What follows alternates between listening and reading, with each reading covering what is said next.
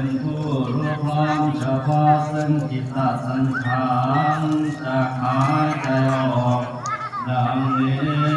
ปาสัมยังจิตตสังขารังอาสสิสามิติสิกขาเตภิกษุนั้นย่อมทำในบทศึกษาว่าเราเป็นผู้จะสังขารระงับอยู่จะหายใจเข้าดังนี้ปัสสัมยังจิตตสังขารังปัสสิสามิติสิกขาเตย่อมทำในบทศึกษาว่าเราเป็นผู้ทำจิตตสังขารระงับอยู่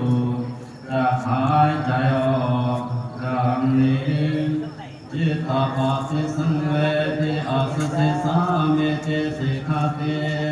ภิกษุนั้นย่อมทำในบทศึกษาว่าเราเป็นผู้รู้พร้อมเฉพาะซึ่งจิต